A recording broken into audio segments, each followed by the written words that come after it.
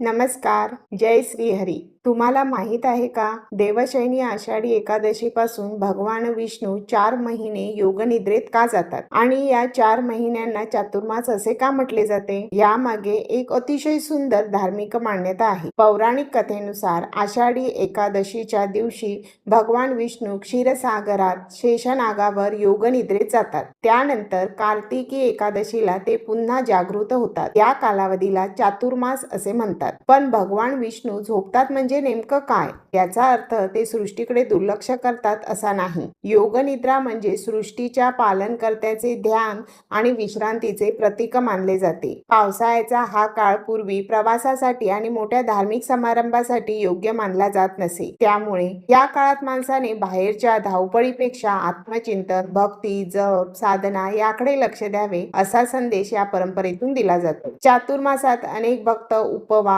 नामस्मरण, पूजा, वाचन आणि दानधर्म करतात. प्रत्येक जण आपल्या श्रद्धेनुसार नियम पाळतो. या काळात भगवान विष्णू आणि माता लक्ष्मीची भक्ती केल्याने मनाला शांती मिळते आणि सकारात्मक विचार वाढतात अशी श्रद्धा आहे. चातुर्मासाचा आणखी एक सुंदर संदेश म्हणजे संयम आणि आत्मशुद्धी. या काळात आपल्या सवयींवर नियंत्रण ठेवून मन, विचार आणि आचरण अधिक चांगले करण्याचा प्रयत्न केला जातो आणि म्हणूनच देवशयनी एकादशी आपल्याला एक सुंदर संदेश देते. आयुष्यात कधी कधी थांबणेही गरजेचे असते. स्वतःकडे पाहण्यासाठी, मन शांत करण्यासाठी आणि पुन्हा नव्या ऊर्जेने सुरुवात करण्यासाठी. भगवान विष्णूंची कृपा तुमच्या आणि तुमच्या परिवारावर सदैव राहो. हा व्हिडिओ तुम्हाला आवडला असेल तर व्हिडिओला लाईक करा, आपल्या प्रियजनांसोबत शेअर करा आणि अशा सुंदर भक्तिमय कथा व माहिती जाणून घेण्यासाठी आमच्या चॅनलला सबस्क्राईब करा. जय श्री हरी.